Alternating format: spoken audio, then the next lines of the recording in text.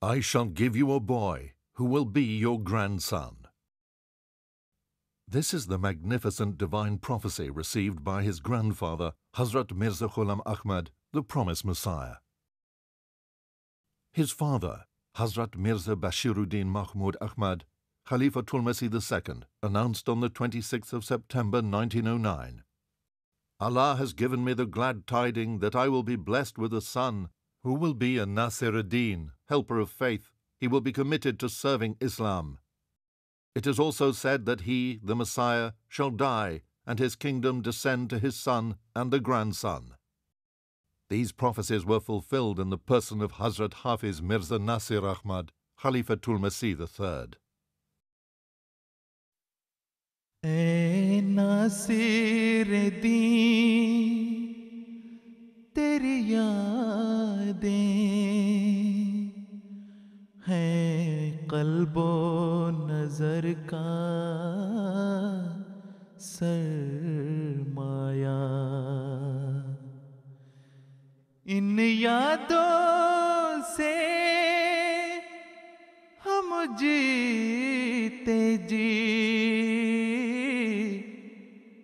यादों के चमन महकाएंगे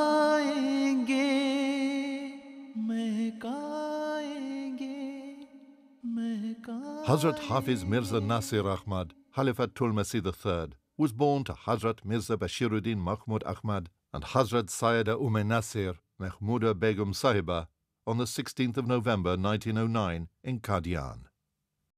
Hazrat Amma Jan and Hazrat Nusrat Jahan Begum, the wife of the promised Messiah alayhi salam, she took care of Hazrat Khalifatul Masih soon after his birth, and literally he was brought up all along in her custody and up until I think his marriage. Under the directions of his revered father, he committed the whole of the Holy Quran to memory at the age of 13 in 1922. He learned Arabic and Urdu from Hazrat Maulvi Sarvar Shah Sahib. Hazrat Mirza Nasir Ahmad Sahib, the Khalifatul Masih III, was a highly educated person, not only in religious education but also in secular education. He joined the Madrasa Ahmadiyya, which is a school for Arabic and religious teachings. He passed from there and joined Jamia Ahmadiyya, from where he did his Maulvi Fazil degree from the Punjab University. He stood third in Maulvi Fazil examination and got top numbers. After the completion of his Arabic education as Maulvi Fazil, he joined the Government College at Lahore. He did his BA from the Government College, Lahore, and then his father, Hazrat Khalifatul Masih II, Raziyallahu Ta'ala Anhu, decided that he should be sent to England for further education. On the 5th of August 1934, he was married to Hazrat Sayyida Mansura Begum Sahiba, who was the daughter of Hazrat Nawab Muhammad Ali Khan Sahib and Hazrat Sayyida Nawab Mubaraka Begum Sahiba. He then proceeded to England on the 6th of September 1934 for postgraduate studies at Balliol College, Oxford, and in due course obtained the honours degree of the University of Oxford and later became Master of Arts of the university. While in England, he started the publication of a quarterly magazine, Al-Islam. After completing his education, he returned to India on the 9th of November 1938. As a Khalifatul Masih Salis returned from the UK after his studies in 1938, and he was appointed in Jamia Ahmadiyya in Qadian and as a lecturer, as a professor in Jamia Ahmadiyya, and then later on became its principal as well. A few years later, he was to become principal of the prestigious TI College, Rabwa. Hazrat Mirza Nasir Ahmad Sahib was the first principal appointed of this great institution. So we can say that he was the founder, principal of this Talimul Islam College, and under his supervision and guidance, the whole structure of the college was established from nothing, and he organized everything, he arranged for everything, and by the grace of Allah, it was properly functioning at the time of the partition. One can say that by the grace of Allah, in every aspect, the college was really a model for the rest of the educational institutions in Pakistan. And that was all done under the kind supervision and care and guidance of Hazrat Sahibzada Mirza Nasir Ahmad Sahib, who continued to be the principal of Talimul Islam College right from the beginning, from 1944 to 1965. One of his next appointments was to the post of the president of the Khuddam al-Ahmadiyya organization. Majlis Khuddam al-Ahmadiyya, as you're aware, was founded in 1938, and the following year, in 1939, Hazrat Khalifatul Masih Salis Rahimahullah was appointed as its Sadr, as its president. And at that time, there was no limit to the tenure as well, so he was its president for 10 years till 1949. And thereafter, it is not that commonly known even amongst our Khuddam as well, that Hazrat Khalifatul Masih Sani Radhiyallahu Anhu then actually was also its Sadr, not just at its inception, but also took over the reins, because it was a very difficult period leading up to 1954 with the anti-Ahmadiyya riots as well. So Hazrat Khalifatul Masih Sani, Hazrat Muslim Radhiyallahu Anhu became, for a good number of years, became its Sadr. And then for the day-to-day administration again, Hazrat Khalifatul Masih Salis Rahimahullah was its Naib Sadr, or the vice president, and he carried on in that position till 1954, and then, of course, in other capacities as well after that. At the time of partition, he stayed in Qadian, but immigrated to Pakistan on the 16th of November 1947. He was to play a major role in the setting up of the Furqan Force Battalion. Furqan Force was a body of members of the Ahmadiyya community. It was the brainchild of Hazrat Khalifatul Masih Sani Radhiyallahu Anhu, as a Muslim out, and it was primarily to ensure that the government of Pakistan, to give the government of Pakistan able-bodied people who could serve in Kashmir itself, because at that time, especially with the first war over Kashmir as well from 1948 onwards, it was felt that a lot of members were required to help out in various activities, not necessarily in fighting, but it was similar to perhaps the Homeland Force, which viewers in the UK perhaps may be able to relate to. And a lot of sacrifices were made at that time by a lot of individuals, and they lived in very harsh conditions in Kashmir, helping out in the low-lying areas around the war zones as well. And they assisted the people of Kashmir greatly at that time. Hazrat Khalifatul Masih Salis Rahimahullah, if I remember correctly, was there for roughly between a year to 2 years, from 1948 to 1950 perhaps. And again, a lot of members, some of the brothers were there as well, and a lot of members of the community were there serving at that time, staying away from friends and family, living in very harsh conditions at that time. In 1953, mass riots took place in Pakistan due to Ahmadi opposition. In 1953, a storm of opposition was raised by the non-Ahmadi ulamas against the Ahmadiyya community, demanding that the Ahmadiyya community should be declared a non-Muslim minority in Pakistan. Hundreds of Ahmadi houses were burned, many were martyred, and these were very difficult times for the Ahmadis in Pakistan. Hazrat Mirza Nasir Ahmad Sahib, who later became Khalifatul Masih III, was the principal of TI College, Lahore. I was also a student in those days in Lahore, and I witnessed all those things with my own eyes. In May 1953, the government decided to arrest some of the top Ahmadis. Hazrat Mirza Nasir Ahmad Sahib was at his residence in Lahore when around 4 o'clock in the morning an army officer knocked at his door, and Hazrat Sahab came out of his residence, and the officer said to him that I have warrants of arrest for you.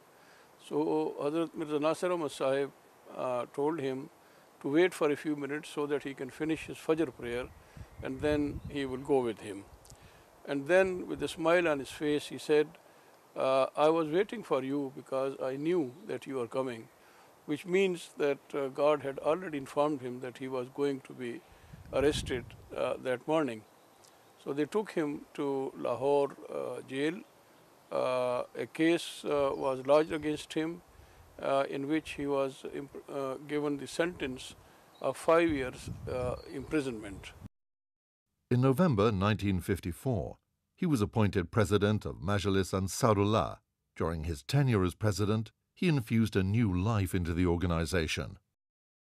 In May 1955, he served as the president of the Sadr Anjuman Ahmadiyya, which office, though honorary, involved the discharge of heavy responsibilities at the center of the organizational pattern of the movement.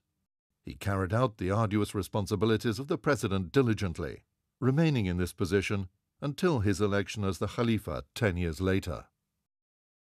Hazrat Khalifatul Masih II passed away at 2 a.m. on the 8th of November 1965. The members of the community converged in large numbers upon Rabwa.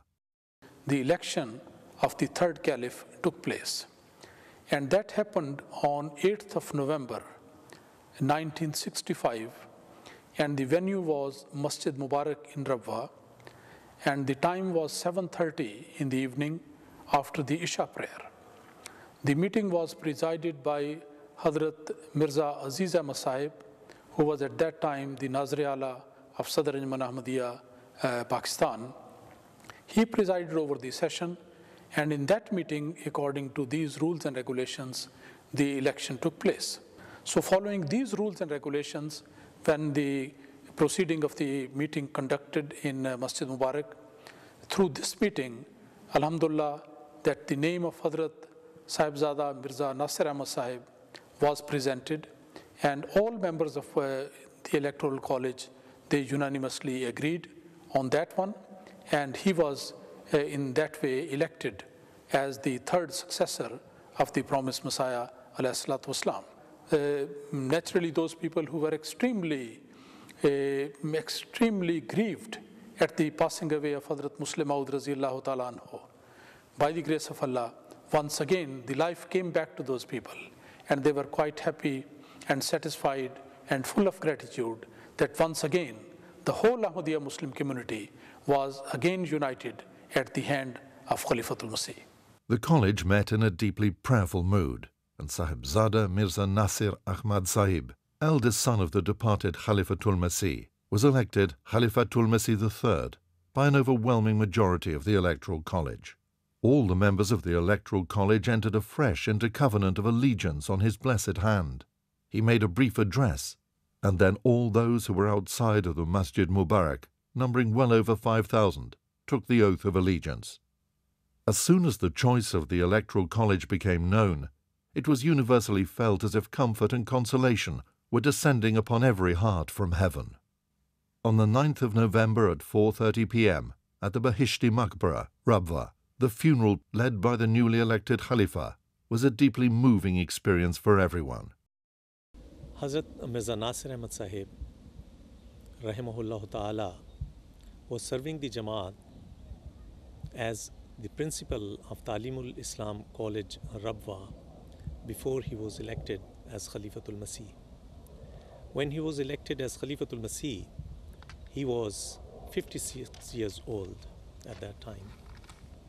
The most poignant tragedy of his revered father's death was faced by him when he was elected as Khalifatul Masih III. His father, Hazrat Mirza Bashiruddin Mahmud Ahmad, Khalifatul Masih II, Al-Musrahul Maud, radiyallahu anhu, had passed away. But he proved to be a wonderful source of comfort, satisfaction, and consolation to all the members of the Ahmadiyya Muslim Jamaat all over the world, not only for that time, but also through the series of crises the Jamaat-e-Ahmadiyya faced in the future at different times during his Khilafat. The blessed period of his Khilafat lasted for 17 years. From the beginning of his Khilafat, he showed proof of great zeal and drive in the pursuit of the objectives of the movement. On 17th of December 1965, Huzur Rahimahullah Ta'ala's first year of his Khilafat initiated the very first project of his Khilafat, where he proposed that a network of food banks be created whereby no member of the community should ever go hungry. He also exhorted the members of the community to refrain from all kinds of un-Islamic rituals. The initiative was very successful. One of the most important projects, which was also initiated during the early days of his Khilafat, was the setting up of the Fazl-e-Ummal Foundation in memory of Hazrat Khalifatul Masih II on the 21st of December 1965. Before his birth, Hazrat Masih Maud made a prophecy, which is a very famous prophecy of Muslim Maud, in which he said that God will give him a son who will lead the nations and who will be a great man, and he will be a nation builder. So we believe that Hazrat Mirza Mahmud Ahmad Sahib, Khalifatul Masih II Raziyallahu Ta'ala Anhu, was the Muslim Maud.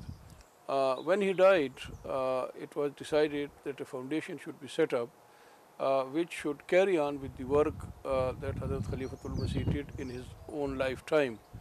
The first project was to write a biography of the life of Hazrat Khalifatul Masih II Raziyallahu Ta'ala Anhu.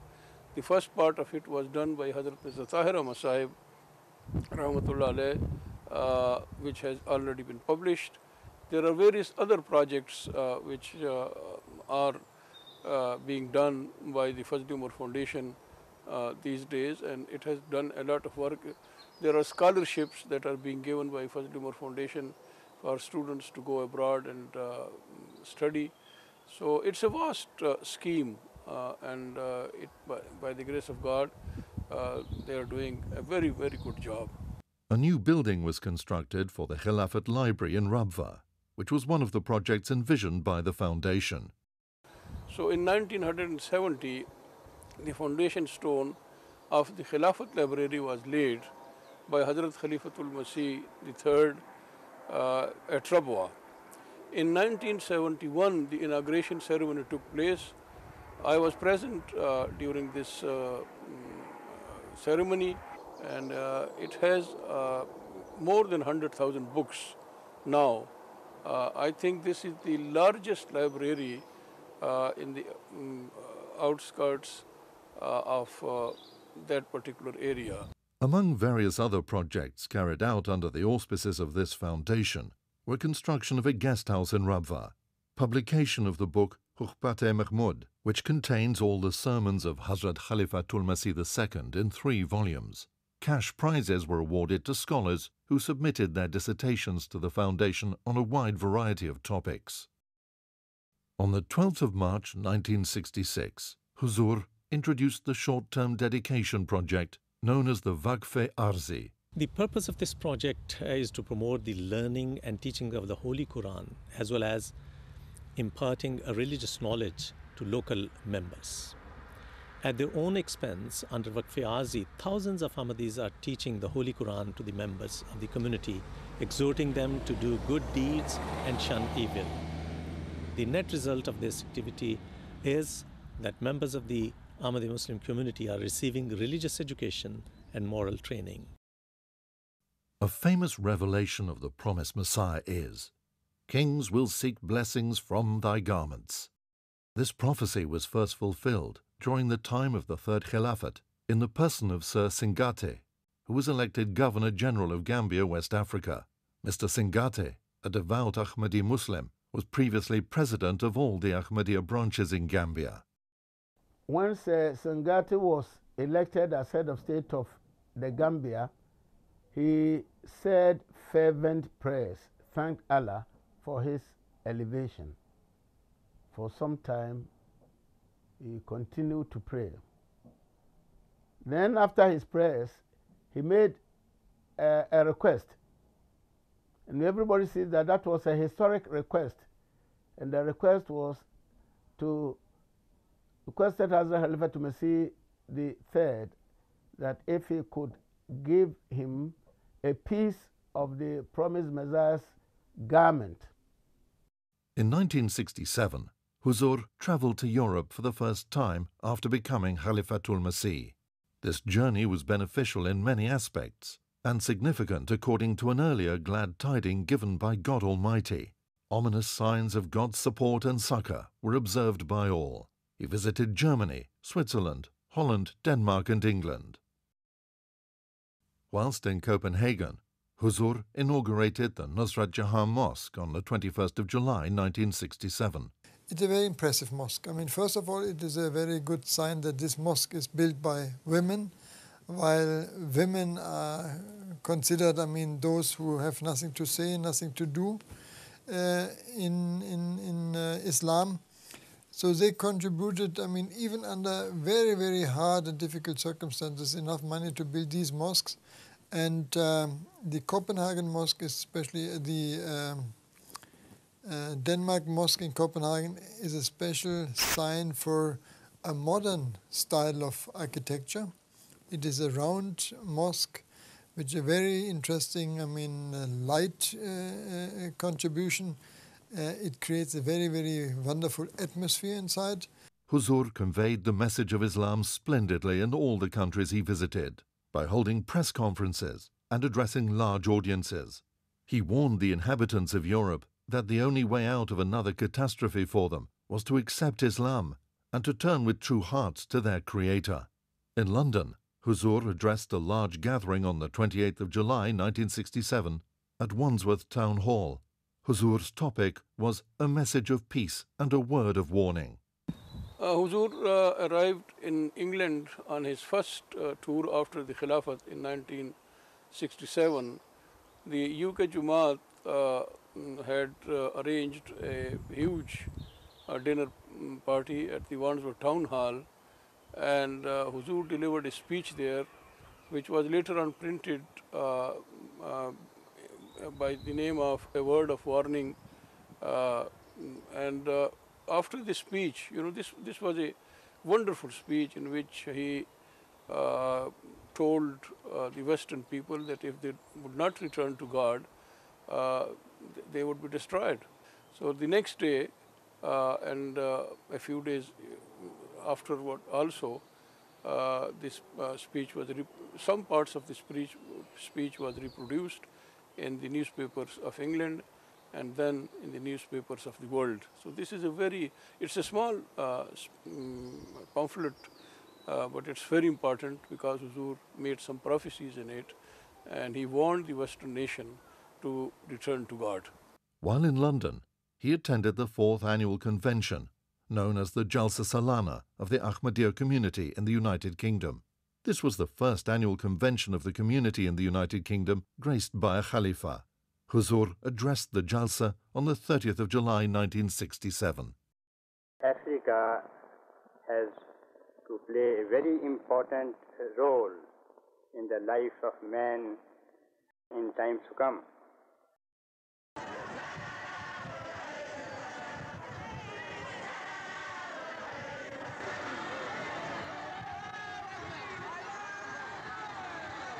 On the 4th of April 1970, Huzur embarked on a 9-week tour of West Africa. He visited Nigeria, Ghana, the Ivory Coast, Liberia, Gambia and Sierra Leone. Large Ahmadiyya communities had flourished in these countries for quite some time. Members had longed to see Huzur in person. At last, their intense desire was fulfilled. African Ahmadi men, women, children and even elderly travelled long distances to see Huzur. They chanted heartwarming religious poems and uplifting slogans in their traditional ways. Huzur's inspiring speeches strengthened their faith. During Huzur's epic travel to this continent, many eminent personalities of African countries had audience with Huzur. and attended the receptions given in his honor. They readily acknowledged educational, social, as well as spiritual services rendered by the movement. Newspapers, radio, and television gave wide coverage to his travels. In a nutshell, this journey was a tremendous success in many respects. In fact, it heralded a new era of preaching in West Africa. At the end of his visit to West Africa, he arrived in London, and in his Friday sermon of the 24th of May 1970 at the Fazl Mosque, gave a brief account of the impressions he had gathered in West Africa. He announced a scheme that he had conceived under divine direction of expanding the activities of the movement in West Africa through the establishment of a substantial number of schools and hospitals, which were a great need for the people of Africa. And this scheme, he mentioned it as Nusrat Jahan scheme, and he requested the Jamaat to make available for the scheme to be implemented 100,000 pounds sterling, and that that should be done within 3 years if this amount was, because he wanted the scheme to start. And the salient points of the scheme was that that this was to be launched in West African countries. On the 26th of June 1970, he called upon Ahmadi doctors and teachers to volunteer their services for work in Africa, and mentioned that if the number of volunteers did not correspond to the need, he would himself select the teachers and doctors who would be required to proceed to Africa. When Hazrat Khalifatul Masih III, rahimahullah ta'ala, wanted to introduce this divine scheme, there were so many hurdles and difficulties in the way, as normally it does happen whenever there is any such divine scheme is to be launched. But because of his dynamic leadership and his continuous humble supplications to Allah the Almighty, all these hurdles and difficulties were removed by the grace of God Almighty. And later on, all the schemes which were introduced under this scheme and institutions that were set up in pursuance of this scheme was most gratifying and proved to be very fruitful. When Hazur Raziallah Ta'ala Anhu announced the Nusrat Jahan scheme, lots of doctors, physicians and surgeons volunteered for the scheme. But I suspect that when they volunteered, most of them didn't have any idea of the conditions that they would be going out to work in, moving to parts of rural Africa where there was literally nothing. Small towns and villages, in some cases the clinics didn't have proper buildings. They had very little in the way of medical supplies and medicines, and yet the work that they were able to do to tend to the needs of the local people were, considering the conditions, almost miraculous. And although their aim was to help as many people as possible for free, they were still successful from a financial point of view, such that they were able to build the buildings that they needed, able to equip them with the medical supplies that they needed in order to run their clinics as well as possible. In fact, many of the clinics were so successful that they were able to multiply and open further clinics in other parts of Africa. The Nusrat Jahan scheme for clinics and hospitals has been most successful in countries like Ghana and Nigeria and Sierra Leone, and have been a huge boon for the local people over the last 20 or 30 years. In 1970, Huzur again visited Europe to oversee and accelerate the diverse activities of the Jamaat. During this tour, he visited the United Kingdom, Holland, Switzerland, West Germany and Spain. The highlight of the tour was the opening ceremony of the Mahmud Mosque in Zurich on the 5th of April 1970. During this tour, a large hall adjacent to the Fazl Mosque in London was also inaugurated by Huzur on the 23rd of May 1970. It was built in memory of Hazrat Khalifatul Masih II and was named after him as the Mahmud Hall. The foundation stone of this hall was laid by Huzur on the 30th of July 1967. The hall played a vital role in the progress of the community when it became the hub of the operations for the community's global television channel, MTA International. Huzur toured Spain for the first time from the 25th of May to the 1st of June 1970. During this tour, Allah revealed to him that in future times to come, the Jamaat will have tremendous success and expansion in Spain, which was unthinkable at the time. On the 31st of March 1972, Huzur inaugurated the magnificent Al-Aqsa Mosque in Rabwa, accommodating over 150,000 worshippers.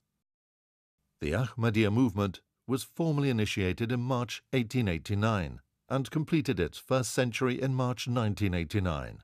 Hazrat Khalifatul Masih III made an announcement concerning the celebration of the centenary of the movement in the annual conference of 1973, in which he enumerated a number of projects which he had in mind in connection with the centenary. Huzur called upon the community to pledge the amount of 25 million rupees to finance the projects and the celebration of the centenary. The pledges, however, received in this respect were 4 times the requested amount. But one thing more very importantly, which Hazrat Khalifatul Masih Salis Rahimahullah Ta'ala started regarding the celebration of the first centenary, that was the spiritual program for that. So Hazrat Khalifatul Masih Salis Rahimahullah Ta'ala, he invited the attention of the members of the Jamaat that Jamaat Ahmadiyya firmly believes in the divine support with the help of Allah Almighty, and everything can be accomplished and can only be accomplished if the divine help is there. For that purpose, everybody was reminded that they should particularly follow those guidelines which Huzur gave in detail. And he pointed out certain prayers, that these are the prayers of the Holy Quran and given by the Holy Prophet ﷺ, which the members have to repeat in so many times. In 1973, Huzur embarked upon his 3rd European tour. He visited the UK, Holland, Germany, Switzerland, Italy, Sweden and Denmark. The bigoted section of Orthodox Muslim divines in Pakistan were much perturbed by the announcements of Huzur concerning the centenary celebrations. Time after time, the plans that they had devised for the purpose of stopping the progress of the movement had been frustrated. By the grace and mercy of God, and from each trial, the movement had emerged in greater strength and spirit. Rather than learning a lesson from their repeated experiences, their bitterness and hostility towards the movement had continued to mount, and the announcement of the centenary celebrations put them in a mood of desperation. Well, I think it was in April 1974 when an incident was, a very unpleasant incident, was orchestrated by the mullahs on the Rabwa station. And as a result of that, as they had planned, a wave of protests, marches and riots were created by them throughout the Pakistan against the Ahmadi Muslims. In those riots, hundreds of people were actually martyred, they were killed, including women and children. Their properties were looted, their houses, their shops, their businesses were burned, and it was absolutely callous. And the important thing is that throughout these atrocities against humanity, for no reason other than the faith, that the police and the federal security services, they all were present there in hundreds, but they always stood purely as they looked upon, and they enjoyed the scenes. They did not intervene, they did not even take any steps to stop these atrocities. The community again set an example of perfect steadfastness under extreme suffering and complete confidence in God. The bereaved and the afflicted managed to make their way to the headquarters of the movement, where Huzur applied the healing balm of compassion and love to their lacerated souls and sent them back comforted and consoled. They came with grief-stricken, gloomy faces and went back smiling and cheerful. Well, actually, it's quite ironic because lots of Ahmadis and great deal of number of Ahmadis in Pakistan had very flourishing businesses, large businesses, very profitable businesses, very renowned businesses. And those were burnt and looted and gutted. I have seen those people who started off right from the scratch, from a little box of a shop to start off again. And by the grace of Allah, that the world saw them, that they flourished. They even did, in instances, they even did better than before. They were back on their feet in no time. And it was quite amazing to see that the same people redeveloped their businesses, again back to the same glory, if not better. Under the leadership of their beloved Khalifatul Masih, the community at large emerged from the trial stronger, more united and in greater vigor than had been the case before the troubles started. This was something that puzzled the opponents of the movement and which they were not able to comprehend. They felt that a greater effort on their part was called for in order to coerce the members of the movement into submission. There were slogans against the community, processions against the community, meetings were being conducted in various places, and throughout the country, a wave of opposition against the community started. And things went like this, and as a result of that, many Ahmadis, scores of Ahmadis, actually they had to lay down their lives. They became the martyrs of Ahmadiyyat for the sake of Ahmadiyyat, for the truth. And their houses were put on fire, their properties were damaged, and they were beaten up, they were insulted, they were boycotted, their food provisions were stopped from them, and all types of tortures was inflicted upon them. So those days were actually very, very tough for the community. And on one side, this was happening. On the other side, the movement started by the mullahs of the time that the Ahmadiyya Jamaat should be declared a non-Muslim community. 1974, there was again a lot of instigation against the Jamaat, and a lot of anti-Ahmadiyya sentiment was fomented by the mullahs at that time. And their main premise was that members of the community, and at least as far as the law, as far as the constitution was concerned, that members of the Jamaat thus be declared non-Muslims. And so the government at that time, which was that of the Prime Minister at that time, was of Caliph, and his government at that time then proceeded to put this towards the National Assembly. In September 1974, Hazrat Khalifatul Masih Salis Rahimahullah was summoned to the National Assembly of Pakistan, in which this was again an orchestrated drama by the National Assembly, that they questioned Hazrat Khalifatul Masih in minutest details, at length, about the doctrines, about the faith, about the basis of the faith of Ahmadiyyat in Islam, to which Hazrat Khalifatul Masih Salis Rahimahullah and his team were able to provide answers in so unambiguous and detailed and satisfactory manner that it actually ridiculed, it was as a result, the whole assembly was ridiculed, and it made them look ridiculous in their own eyes. Nevertheless, as it had already been planned, the motion was carried by the National Assembly, it was sent to the Senate, and within the matter of hours of having been sent, it was passed by the Senate, just as it had been planned.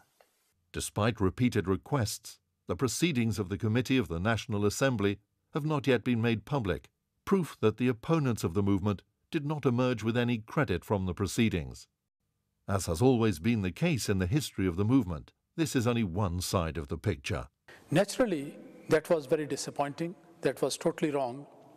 But the result was that while this decision was taken on one side, there was a lot of people within Pakistan who became more curious, and they decided that we should find out what is the reality about that, instead of taking the decision in this way that, well, if the government has decided, that must be right. There were many, many people in all parts of Pakistan who became very curious that after all, why this decision has been taken. So let's go and find out. So the result was that more and more people contacted the Ahmadis here and there and demanded for literature and demanded for explanation and wanted to have more and more information. And also, large number of people, they started visiting Rabwa.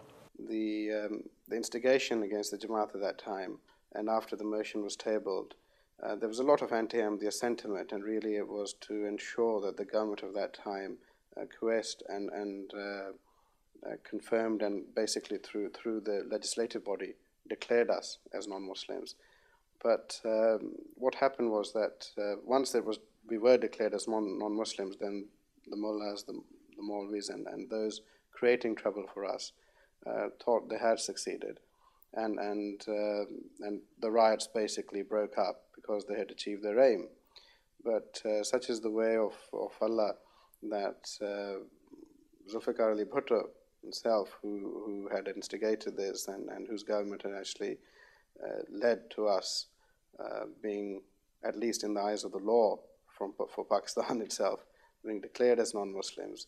He himself was, through the instigation of General Zia in 1979, and in league with the same people, really, who had instigated this.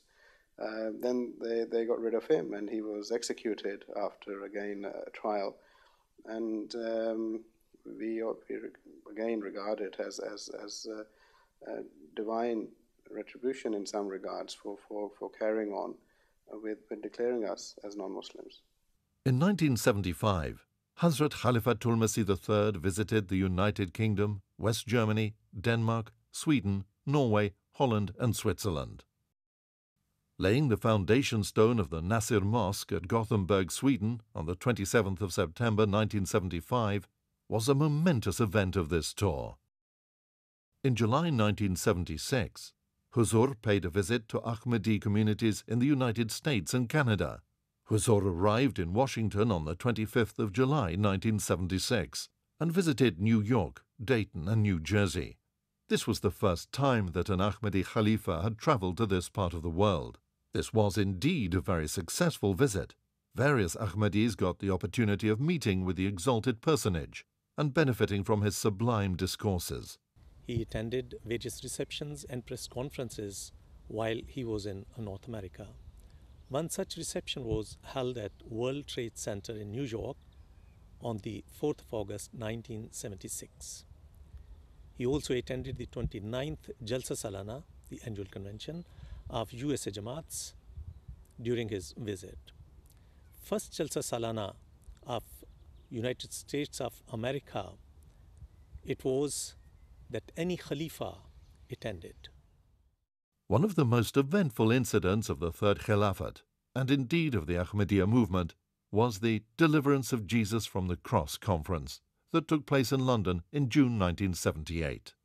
Huzur arrived in London in June 1978, and the conference itself was opened on the 2nd of June at the Commonwealth Institute in Kensington, London.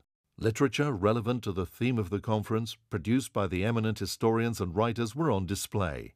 For this historic event, believers and friends came to gather information and to be addressed by Orientalists, archaeologists, scholars and theologians of many religions who had been invited from all over the world to speak on their beliefs. The opening ceremony took place before a packed main hall and to overflowing audiences in adjacent halls by television. There were participants from Pakistan, India, Africa, Asia, Europe and the USA. Eminent speakers like Sir Zafrullah Khan and Sahibzada Mirza Muzaffar Ahmad read their scholarly papers. In his address, Huzur spoke of the total uniqueness and perfection of God, the creator and master of all, and of man's total dependence upon him. He went on to compare the Christian and Islamic teachings, and with support from the Holy Quran, spoke at great length of the deliverance of Jesus from the cross. He conveyed with great love and humility the message to millions. Thousands of Europeans who listened to Huzur's address were impressed by the depth and breadth of his knowledge. Newspapers from around the world, magazines, television and radio carried news of the event in their respective countries. Hazrat Khalifatul Masih's visit to London in 1978 provided him with a unique opportunity to catch a brief glimpse of British politics at the House of Commons.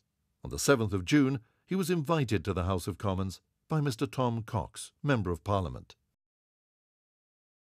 In the members' dining room at the House of Commons, over 100 friends of the Ahmadiyya movement enjoyed the warm reception and hospitality extended to them. All the invited guests had the opportunity of meeting the revered head of the Ahmadiyya movement. Huzur spent some time talking to dignitaries.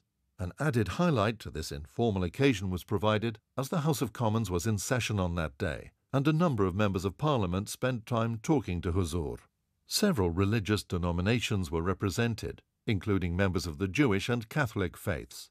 The visit lasted for over 3 hours. Concluding the afternoon, Huzur visited the public gallery to observe the House of Commons in session, in what is the heart of British democracy. The promised Messiah, peace and blessings of Allah be upon him, said, "God has conveyed to me that my followers will excel so much in knowledge and insight that they will confound all others with the light of their truth, their reasoning, and their signs." This prophecy had been fulfilled in various forms over the passage of time and will continue to do so. During the blessed reign of the Third Khilafat, this prophecy was magnificently manifested in the person of Professor Dr. Abdus Salam. I am a theoretical physicist, and we theoretical physicists are engaged on the following problem. We would like to understand the entire complexity of inanimate matter in terms of as few fundamental concepts as possible. He was a renowned scientist who received the Nobel Prize in Physics in 1979 from the King of Sweden. He was the first Muslim, and in fact first Pakistani, to receive this prestigious award. Just by way of background, of course, when my father was awarded the Nobel Prize in October 1979, he received a phone call from the Nobel Foundation that morning, and his immediate reaction upon receiving this amazing piece of news was to come straight to the Fazl Masjid in London and offer a nawafil prayer. And then he returned back to home and began the various phone calls. And of course his first phone call was to Hazrat Khalifatul Masih III to inform him of the news. And I know, I wasn't actually there at the time, but my mother told me afterwards that the message from Huzur was of warm congratulations and of how this is a great matter of pride, for all Ahmadi Muslims and all Pakistanis and the whole world over, that the first Muslim to win a Nobel Prize for physics was an Ahmadi. In 1980, Hazrat Khalifatul Masih again travelled to Europe. Huzur inaugurated the Nur Mosque in Oslo, Norway, on the 1st of August 1980. The highlight of this tour was the laying of the foundation stone of the Basharat Mosque in Pedroabad, near Cordoba, Spain, on the 9th of October 1980. This was the first mosque to be built in Spain, 700 years after the Spanish Inquisition. On this occasion, he announced the magnificent Islamic motto, "Love for all, hatred for none." Later, Huzur travelled to Canada and the United States. This was Huzur's last tour of any country outside Pakistan. The tours of Hazrat Khalifatul Masih Salis, Rahimullah, like any other tours of a Khalifa, is to elevate the spiritual the elevation of the Ahmadis all over the world. And it is the Khalifa who is the man of God. And ultimately, practically people all over the world, the Ahmadis all over the world, they can't practically come to the Khalifa all the time. So the Hazrat Khalifatul Masih Salis traveled a lot in terms of, to Europe, to Canada, to the United States. And there he had the opportunity to meet Ahmadis, as well as to actually proclaim and spread the message of Ahmadiyya, the true Islam. So that was the first contact those Ahmadis had after a long time, who couldn't actually come to Pakistan all along. So that was one significance, that number one, Ahmadis could actually get in touch with their beloved Khalifa. Number two, even those people who were non-Ahmadis or Christians in this Western world, Europe or Canada or States, they had the opportunity to listen to the words of the Khalifa, the man of God, and that was their opportunity to listen to the true message of Islam. So the message, the beneficence, the benefit of the visit was twofold, for the Ahmadis as well as for the non-Ahmadis in general. Hazrat Sayyida Mansoora Begum Sahiba, the first wife of Khalifatul Masih Salis Rahimullah, passed away after a brief illness on the 3rd of December, 1981. And she was the daughter of Hazrat Nawab Mubaraka Begum Sahiba, the daughter of the promised Messiah alayhi salam. The children of Hazrat Khalifatul Masih Salis Rahimullah from his first wife were Sahibzada Mirza Nasir Ahmad Sahib, Sahibzadi Amtul Shakur Begum Sahiba, Sahibzadi Amtul Halim Begum Sahiba, Sahibzada Mirza Farid Ahmad, and Sahibzada Mirza Luqman Ahmad. After the demise of his first Begum, in 1982, Hazrat Khalifatul Masih Salis again decided and thought about remarrying. And it was a step he took not very lightly. He prayed and supplicated for 40 days. He also requested the elders of the Jamaat at that time to do dua istikhara. And eventually he was reassured, divinely reassured, that his supplications had been met, and that he was comforted that yes, he felt he was comfortable with proceeding with the marriage.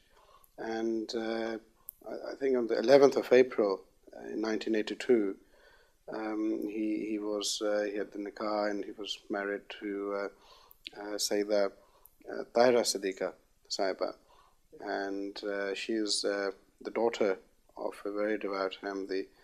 His name was Abdul Majid Khan Sahib of Veeraval, and this was again in April 1982, and Hazur Mr. Salis Rahimahullah passed away in June 1982.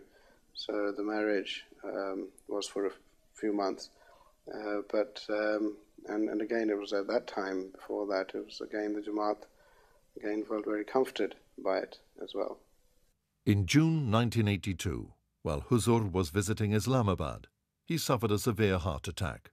He passed away on the 9th of June 1982 at 12:45 p.m. in Islamabad at the age of 73. May his soul rest in peace. After his death, Hazrat Khalifatul Masih, the janazah was brought to Rabwa. There was the election of the fourth Khalifa, who was Hazrat Mirza Tahir Ahmad Rahimullah. And it was in the evening of the election that the janazah, the tadfeen of Hazrat Khalifatul Masih Salis Rahimullah took place in Beheshti Maqbara. And I still remember those days, because I was very standing or walking as well all along, very close to Hazrat Khalifatul Masih Rabi Rahimullah. So I remember very well, clearly those days and that special evening, because they were like, it was unimaginable, because it was like hundreds and thousands of people all over. So wherever one could see, it was like a crowd, and people had gathered from all over the world to offer their respects and to participate in the janazah of Hazrat Khalifatul Masih Salis Rahimullah. Huzur's passing was a grievous loss to the community, but everyone bore the tremendous loss with fortitude, keeping in view the sublime teachings of Islam. During the 17 years of his Khilafat, Hazrat Khalifatul Masih III, with his unique leadership and strength, was certainly able to expand and serve the Jamaat remarkably. उसकी सूरत हसी, उसकी सीरत हसी, वो शगुफ्ता दहन, वो कुशादा जबीं, दर्स अहले वफा को यही दे गया, प्यार सबसे किसी से भी नफरत नहीं।